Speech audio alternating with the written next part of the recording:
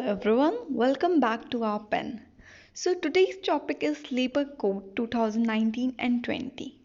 हम लोग इस टॉपिक पे आज डिस्कस करेंगे। उसके पहले हम थोड़ा सा बैकग्राउंड समझ लेते हैं कि ये क्या था, क्यों आया, क्यों ज़रूरत पड़ी। तो ये पहले हम समझते हैं। देखिए क्या होता है, जो लेबर की वर्किंग कंडीशन है उसको गवर्न करने के लिए लेबर लेजिस्लेशंस आए थे। लेबर लेजिस्लेशन कब से स्टार्ट हुए? जब इंडिपेंडेंस मूवमेंट चल रहा था उस टाइम से ही लेबर लेजिस्लेशन शेप में आने लगे हमारे इंडिया में। फैक्ट्रीज एक्ट 1881 आया था और ट्रेड यूनियन एक्ट 1923 आया था। तो ये सारे जो एक्ट्स हैं, ये सारे जो लेजिस्लेशन है वो लेबर लेजिस्लेशन होते हैं। ये क्यों होते हैं? ये प्रोटेक्शन के लिए होता है, रेगुलेशंस के लिए होता है, उनकी सोशल सिक्योरिटीज़ के लिए होता है। तो ये सारी चीज़ों को प्रिवेल करवाने के लिए, ये चीज़ों को उनको प्रोटेक्ट करने के लिए लेबर लेजिस्लेशन आते हैं। उनकी वर्किंग को, उनके सोशल सिक्योरिटी को अगर मान लीजिए उनको कंपनसेट कर दें, तो ये सारी चीज़ों के लिए लेबर लेजिस्लेशन फॉर्म किया गया था। तो अकॉर्डिंग टू द नीड हम लेबर लेजिस्लेशन बनाते गए। जैसे टाइमली पेमेंट नहीं हो रहा था तो पेमेंट ऑफ वेजेस एक्ट आ गया, मिनिमम वेजेस एक्ट आया, क्योंकि जो एम्प्लॉयर था वो कभी कोई कम दे रहा है, कोई ज़्यादा दे रहा है, तो एक सब्सटेंशियल अमाउंट को गवर्न करने के लिए मिनिमम वेजेस आ गया। आपका इक्वल रेमुनरेशन एक्ट आया, बिकॉज इक्वालिटी नहीं थी पेमेंट में, डिस्क्रिमिनेशन हो रहा था अगेंस्ट वुमेन्स को कम पे किया जा रहा था, उनका पे स्केल कम था इन कंपेयर टू मेन। तो इक्वल रेमुनरेशन आ गया। फैक्ट्रीज एक्ट आया रेगुलेशन करने के लिए, फैक्ट्रीज में उसकी प्रोटेक्शन के लिए वर्कर के। तो अकॉर्डिंग टू द नीड आपका जो लेबर लेजिस्लेशन है वो फॉर्म होता गया, बिल्ड बाय बिट वो आता गया। तो फिर क्या हुआ, प्रॉब्लम तब आई जब जो लेजिस्लेशन है वो कंफ्यूजन लाने लगे उसकी इम्प्लीमेंटेशन में। अब कन्फ्यूज़न क्या होता है, क्यों आया कन्फ्यूज़न, ये समझते हैं। देखिए, अगर आप वेजेस, जितनी भी लेजिस्लेशन है, वेजेस एक्ट जितने हैं, अगर आप उसको स्टडी करोगे तो आपने नोटिस किया होगा वेज की डेफिनेशन हर एक एक्ट में डिफरेंट होती है। अगर आप पेमेंट ऑफ वेजेस की एक्ट की बात करते हो तो वहाँ पे वेजेस में सब कुछ इंक्लूड किया जाता है। डीए इंक्लूड होता है, सेटलमेंट का अमाउंट इंक्लूड होता है, अलाउंसेस इंक्लूड होते हैं, और क्या इंक्लूड होता है आपका, जितनी भी अमाउंट पेबल होते हैं एम्प्लॉयज़ को, बोनस हो गया, तो ये सारी चीज़ें उसको इंक्लूड किया जाता है इसमें, ठीक है। और इसमें जो बोनस इंक्लूड होगा, अगर फिर बाद में आप कहोगे मैम बोनस तो इंक्लूड नहीं होता है, बोनस वो वाला इंक्लूड होगा जो सैलरी का पार्ट है। बट अगर आपको इंसेंटिव मिल रहा है, अगर आपको ज़्यादा बोनस मिल रहा है, जैसे एनुअल बोनस मिल रहा है, तो वो इंक्लूड नहीं होगा। तो जितना भी अमाउंट पेबल होता है उसको हम पेमेंट ऑफ वेजेस एक्ट के वेजेस की डेफिनेशन में पढ़ते हैं। अगर आप मिनिमम वेजेस की बात करो तो वहाँ पे वेजेस का डेफिनेशन अलग है। वहाँ पे सिर्फ आपका जो बेसिक वेज है उसमें आपका डीए इंक्लूड होता है और बस वही आपका वेजेस में इंक्लूड किया जाता है। अगर ग्रेजुएटी की बात करो तो उसमें अलग है, अगर आप इक्वल रेमुनरेशन की बात करो तो उसमें अलग है। तो अगर आप अभी से, मतलब मैंने ज़्यादा नहीं बताया, 3-4 ही एक्ट मैंने बताए, बट उसमें आपको केओस लगेगा कि मैम 4 डेफिनेशन हो गई, कैसे आप इम्प्लीमेंट कैसे करोगे। अगर आप इम्प्लीमेंटेशन के पॉइंट ऑफ व्यू से सोचोगे तो थोड़ा सा ये प्रैक्टिकल नहीं हो पाता है, थोड़ा सा प्रॉब्लमैटिक हो जाता है। वैसे ही अगर आप ये तो डेफिनेशन की बात हो गई, ये अगर आप इम्प्लीमेंटेशन की बात कर दोगे तो कहीं पे 20 वर्कर्स होते हैं तो ये वाला एक्ट एप्लीकेबल होगा, कहीं 10 वर्कर है तो ये वाला एक्ट एप्लीकेबल होगा। तो ये भी थोड़ा सा केओस हो जाता है। तो उसी को ईज करने के लिए, इसी सारे इश्यूज़ को ईज करने के लिए आपका लेबर कोड आया है 2019 और 20 में। इसमें 4 कोड्स आए हैं। आइए हम इसको देख लेते हैं हम। आई होप आपको ये बैकग्राउंड समझ आ गया होगा कि ये क्यों आया था, ठीक है। तो 44 जो लेजिस्लेशन है इंडिया के लेबर लेजिस्लेशन, उसको रिमूव करके 4 लेबर कोड्स आए हैं। कौन कौन से हैं उसको हम डिस्कस करते हैं। उसके पहले इंट्रोडक्शन पढ़ लेते हैं कि कौन सजेस्ट किया था, रिकमेंड कौन किया था, कि ये कंपाइल करने का आइडिया किसका था। अगर आप एमसीक्यूज पॉइंट ऑफ व्यू से समझो, मतलब देखोगे तो ये इंपॉर्टेंट क्वेश्चन बन जाता है। तो आइए देख लेते हैं कि कौन सजेस्ट किया था। तो जो नेशनल कमीशन ऑन लेबर था, जो second national commission on labour 1990 से 2002 तक, मतलब 1990 में ये फॉर्म हुआ था और 2002 में इसने अपना रिपोर्ट दिया था। उस रिपोर्ट में उसका रिकमेंडेशन था कि जो existing set of labour laws हैं, जितने भी आपके लेबर्स लॉ हैं, उसको आप ब्रॉडली अमालगमेट कर दो इनटू द फॉलोइंग ग्रुप्स। आप कुछ ग्रुप्स के अंदर उसको अमालगमेट करके एक कोड्स बना दो। तो ये आपका रिकमेंडेशन दी गई थी second national commission on labour. तो कौन कौन से ग्रुप में उन्होंने सजेस्ट किया था? उन्होंने सजेस्ट किया था कि इंडस्ट्रियल रिलेशन के बेसिस पे, वेजेस के बेसिस पे, सोशल सिक्योरिटी के बेसिस पे, सेफ्टी के और वेलफेयर एंड वर्किंग कंडीशन। तो इन्होंने ये 5 बेसिस दिए थे कि इस बेसिस से पे आप अमालगमेट कर दो और ऐसे कोड्स ले आओ। तो हमारे पास कितने हैं? 4 हैं। तो देखिए, इंडस्ट्रियल रिलेशन का कोड है हमारे पास, वेजेस का भी है, सोशल सिक्योरिटी का भी है, बट सेफ्टी और वेलफेयर और वर्किंग कंडीशन को एक में मिला दिया गया। तो ऐसे 4 आपके कोड्स बन गए। आई होप ये क्लियर है, बहुत ईजी सा है अभी तक। अब जो ministry of labour and employment has taken steps, अब रिकमेंडेशन तो दे दिया, अब उसको इम्प्लीमेंट करने की बारी आई। तो जो ministry of labour and employment है, उन्होंने स्टेप लिया और उन्होंने एग्जिस्टिंग लेबर लॉ को 4 कोड्स में सिंप्लीफाई किया। ये आपको बहुत दिन से चल रहा था, वो पार्लियामेंट में आता था, हाउस ऑफ लोकसभा में आता था, राज्यसभा में आता था, तो ये पास नहीं हो रहा था। ये पास होते होते 2019 हो गया, जब आपका ये जो कोड्स हैं वो पास हो गए। तो कौन कौन से कोड्स बने थे पहले वो देख लेते हैं। पहले बने थे कोड ऑन वेजेस 2019। ये आपका कोड ऑन वेजेस, जितने भी वेजेस के लेजिस्लेशन थे वो इसमें कंपाइल हो गए। फिर बना था occupational safety, health and worker condition code, ये 2020 का है। Labour code on social security और labour code on industrial relation, ये आपके मेन 4 कोड्स हो गए। आई होप ये आपको क्लियर हो गया होगा और बहुत ईजी है याद करना। अब 2019 में आपका लेबर कोड आया। ये जो कोड था, ये जितने भी लेजिस्लेशन थे वेजेस को लेकर, आपके जो 4 मेन लेजिस्लेशन थे, payment of wages act 1936, minimum wages act 1948, payment of bonus act 1965 and the equal remuneration act 1976, ये चारों को कंपाइल करके आपका लेबर, अब इसको वेज कोड भी कहा जाता है, कोड ऑन वेजेस भी कहा जाता है, अलग अलग नाम है। मैंने इसका डिटेल वीडियो प्रोवाइड किया हुआ है अपने चैनल पे, अगर आपको डिटेल में स्टडी करना है वेज कोड को, तो आप उस पर जा सकते हो। और इसके जितने भी कोड्स हैं, मतलब रेस्ट 3 कोड्स जो बच रहे हैं आपके, वो मैं आपके ब्रीफली डिस्कस करूँगी, बहुत डिटेल में नहीं, बट जो जो इंपॉर्टेंट पॉइंट्स है उसको मैं कवर करूँगी अपने नेक्स्ट अपकमिंग वीडियो में। तो प्लीज़ चैनल को सब्सक्राइब कर दीजिए। एंड ये आपका जो मतलब जैसे मैं कवर करूँगी, जितने पॉइंट्स मैं कवर करूँगी वो आपके पेपर पॉइंट ऑफ व्यू से इम्पॉर्टेंट है।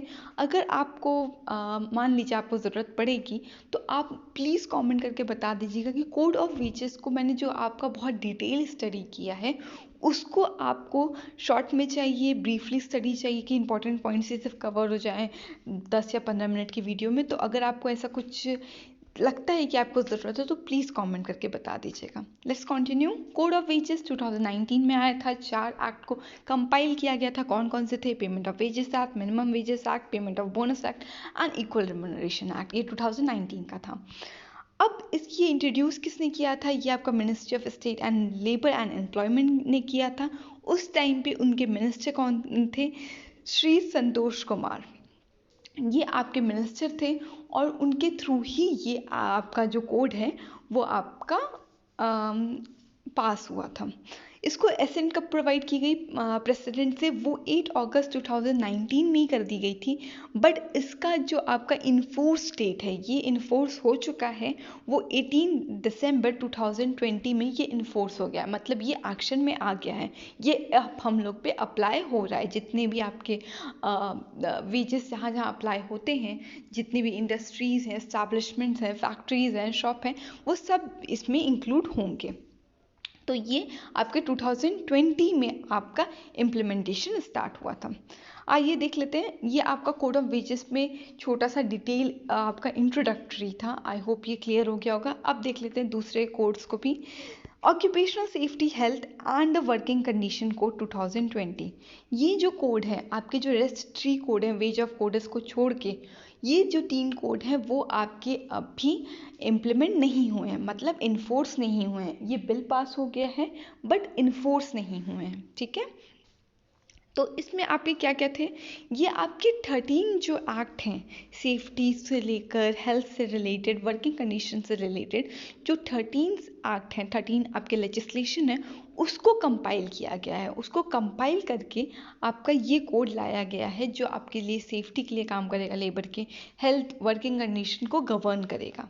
तो वो कौन कौन से हैं? फैक्ट्रीज एक्ट, पहले आपको पता ही है फैक्ट्रीज एक्ट में जितनी भी वर्किंग कंडीशन हो गई, आपका रेगुलेशन हो गया, वो था उसमें माइंस एक्ट था 1952, dog worker safety health and welfare act 1986, building and other construction regulation and employment condition of Service Act 1996, and Plantation Labor Act 1951, Condition of Labor Regulation and Evaluation 1970, Interstate Act 1979, Working Journalists and Newspaper Employees and the Miscellaneous Provision 1955, Working Journalist Fixation of a Rate and Wages 1958, the Motor Transport Worker Act 1961, Sales Promotion Employee Condition of Service Act 1976, the Beedi and Cigar Worker 1966, and Sin Worker Cinema Theatre Workers Act। ये सारे आपके 13 act है, उसको compile करके ये आपका आया है। अब आपको लगेगा कि मैम नाम याद करना ज़रूरी है। हाँ, आपको एटलीस्ट पता होना चाहिए कौन कौन सा किस में कंपाइल हुआ है। आप बस डिटेल पूरा मत याद करो, आप ईयर देख लो कि कौन सा ईयर वाला है, क्योंकि कुछ कुछ एक्ट्स हैं जो आपके लाइक इसमें देख लीजिए, working journalist and other newspaper employees act है, तो ये आपका बेसिक एक्ट है। बट यहाँ पे फिर वर्किंग जर्नलिस्ट है, बट ये आपका रेट फिक्सेशन, उनका वेजेस कैसे फिक्स होगा। तो आप ऐसे अगर 1-2 बार आप देख लोगे तो आपको चीज़ें याद हो जाएंगी। तो ये इंपॉर्टेंट है, ये आपका हो गया सेकंड कोड। अब बात करते हैं थर्ड कोड पे। सोशल सिक्योरिटी से जो आपके रिलेटेड जितनी भी लेजिस्लेशन थे उनको भी कंपाइल किया गया है। सोशल सिक्योरिटी क्या होता है? फर्स्टली, सोशल सिक्योरिटी एक ऐसा कॉन्सेप्ट है जिसमें आपकी जो सोसाइटी होती है वो आपकी लाइबल होती है, वो आपकी रिस्पॉन्सिबल होती है कि अगर जब आपकी वर्कर्स का जो वर्क फोर्स है या फिर जो लोग हैं उनकी जो एम्प्लॉयमेंट का या फिर इनकम का जो जरिया है, अगर वो पॉज हो जाता है या फिर रुक जाता है या फिर डिस्टर्ब हो जाता है, तो उस टाइम पे जो उसकी मिजरी कंडीशन है, उस टाइम पे जहाँ पे उसको चीज़ें एम्प्लॉयड मतलब चीज़ें वो नहीं कर पा रहा है, उस टाइम पे उसकी हेल्प करने के लिए वो जो एक्शंस होते हैं वो आपके सोशल इंश्योरेंस भी हो सकते हैं, वो सोशल असिस्टेंस भी हो सकते हैं, वो वॉलंटरी आपके एक्शंस हो सकते हैं, वेलफेयर हो सकते हैं। तो ये सारी चीज़ें आपकी सोशल सिक्योरिटी में आती है। अगर इजी लैंग्वेज में बात करें, जब किसी एम्प्लॉय का, जब किसी वर्कर का इनकम डिस्टर्ब हो जाता है ड्यू टू सिकनेस, हो सकता है मेटर्निटी, हो सकता है आपका एक्सीडेंट, हो सकता है डेथ, हो सकती है अनएम्प्लॉयमेंट, हो सकता है। तो इस कंडीशन में क्या हो रहा है, जो उसके इनकम का सोर्स है वो रुक जा रहा है या फिर दम पॉज हो गया, या फिर वो अब मे भी वो नेक्स्ट वर्क ही ना कर पाए, या फिर उसका जो इनकम है वो अब कम हो गया, रिड्यूस हो गया, डिसेबलमेंट के केस में रिड्यूस हो जाता है। तो उस केसेस में उसको आप हेल्प प्रोवाइड करते हो, उसको आप असिस्टेंट प्रोवाइड करते हो, तो उससे सोशल सिक्योरिटी कहा जाता है। आई होप ये क्लियर हो गया होगा।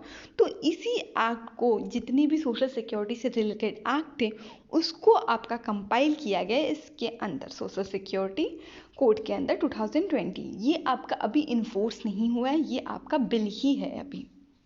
तो देख लेते हैं कौन कौन सा है।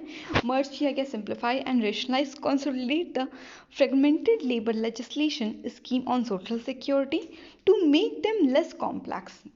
क्यों किया जा रहा है ये, कि जो चीज़ें हैं वो सिंप्लीफाई हो जाएं, वो easy to understand and implement हो जाए, easier to implement, comprehensive and effectively enforce while protecting and maintaining the existence level of protection already covered to the appropriate। तो देखिए, जितने भी कोड्स हैं आपको ये नहीं है कि सिंपल हो जाएगा याद करने में के लिए या फिर इम्प्लीमेंट करने के लिए, तो हाँ चलो कोड बना दिया, नहीं। वो जो आपका प्रोटेक्शन का जो लेवल था, वो जो आपका बेटरमेंट का लेवल था, उसको कॉम्प्रोमाइज़ नहीं किया जा रहा, वो वैसा ही है, उससे बेटर ही हो गया है इस कोड के अंदर। जो आपका प्रोटेक्शन दिया जा रहा था, जो आपके रेगुलेशंस गवर्न कर रहे थे, वो बेटर हो गए हैं या फिर उसी लेवल को मेंटेन किया गया है, बट ऐसा नहीं है उसके साथ कॉम्प्रोमाइज़ किया गया है। बट इसमें एडिशनल क्या है, एक और फ़ायदा क्या है, अब ये सिंपल भी हो गया है, easy to understand, easy to implement and easy to access. तो अब देख लेते हैं इसमें कितने लेजिस्लेशंस हैं। इसमें आपके कौन कौन से लेजिस्लेशन कवर हुए हैं, किसको किसको आपका किया गया है। तो ये है employ compensation act 1923, employed state insurance act 1948, employed provident fund act 1952, maternity benefit act 1961, payment of gratuity act 1972, unorganised worker social security act 2008, mica and mines labour welfare fund 1946, the Limestone and Dolomites Mine Labor Welfare Fund 1972, Iron and Ore Mine, Manganese Mine and Chrome Ore Mines Labor Welfare Cess Act 1976, the Coal Mine and Manganese Ore Mines and the Chrome Ore Mines। I think ये मैंने 2 बार वो कर दिया है, आई am sorry, ये एक ही बार है। The beedi and worker welfare cess act 1976 और बीडी वेलफेयर फंड एक्ट, ये सेस एक्ट है, ये फंड एक्ट है 1976 में। Cine worker welfare cess act 1981 और उसी का welfare fund act 1981, building and other construction worker cess act. तो इतने सारे एक्ट्स को, 15 एक्ट्स को मिलाकर, सॉरी ये 14 होगा, 15 नहीं, सॉरी यहाँ पे मैंने एक बार रिपीट कर दिया है आयरन माइंस को। No no no, actually I am sorry, ये सेस एक्ट है और ये फंड एक्ट है, तो आपके टोटल 15 ही हैं। आई एम सॉरी टू से, ये 15 ही एक्ट को कंपाइल करके सोशल सिक्योरिटी का कोड लाया गया है। और ये जो 15 एक्ट है वो सोशल सिक्योरिटी और वेलफेयर को गवर्न करते थे और उसी को कंपाइल करके ये एक्ट आया है। आई होप ये क्लियर हो गया होगा। अब लास्ट आपका जो कोड बचता है वो है labour code on industrial relation. जो इंडस्ट्रियल रिलेशन को गवर्न करने के लिए जो एक्ट्स थे, कौन कौन से एक्ट थे पहले ये दिमाग में डाल लो। आपकी इंडस्ट्रियल रिलेशन कौन गवर्न करता है, जिसे रेगुलेशनरी एक्ट कहते हैं, जो रेगुलेट करते हैं, तो वो कौन कौन से हैं, वो आपके ट्रेड यूनियन थे, आपका स्टैंडिंग ऑर्डर एक्ट था और इंडस्ट्रियल डिस्प्यूट था। ये 3 आपके एक्ट थे जो आपके रेगुलेटरी इन नेचर थे, ये रेगुलेट करते थे, ठीक है। तो ये जो एक्ट हैं वो आपके इंडस्ट्रियल रिलेशन को रेगुलेट करते थे कि कैसे इंडस्ट्रियल रिलेशन फॉर्म होगा। तो उसको कंपाइल करके आपका ये कोड ऑन इंडस्ट्रियल रिलेशन आया। तो कौन कौन सा था, ट्रेड यूनियन एक्ट 1926, जिसे TU एक्ट भी कहते हैं। The act aim at the registration of the trade union, definition of the law which control this registration of the trade union. तो जो registration of the trade union इसके अंदर था, trade union act में क्या था, उसका रजिस्ट्रेशन करना, उसका कैसे फॉर्म किया जाएगा, क्या क्या उसको राइट्स मिलेंगे, वो इसके अंदर था। तो ये आपका एज इट इज़ रहेगा, कुछ चेंजेस होंगे तो वीडियोस में कवर होंगे ही, अभी हम जब उसे ब्रीफली पढ़ेंगे तो।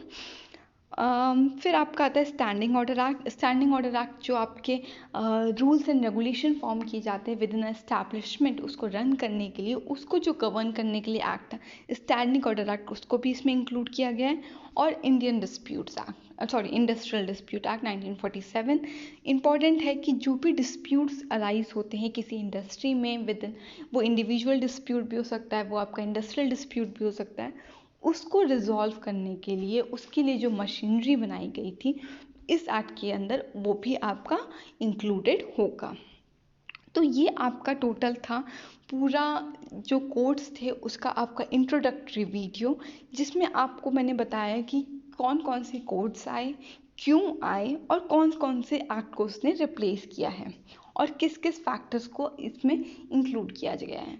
आई होप ये आपकी वीडियो हेल्पफुल होगी और आपको एक प्रॉपर अंडरस्टैंडिंग मिल गई होगी लेबर लेजिस्लेशन रिफॉर्म्स की और क्यों ये सब आया था।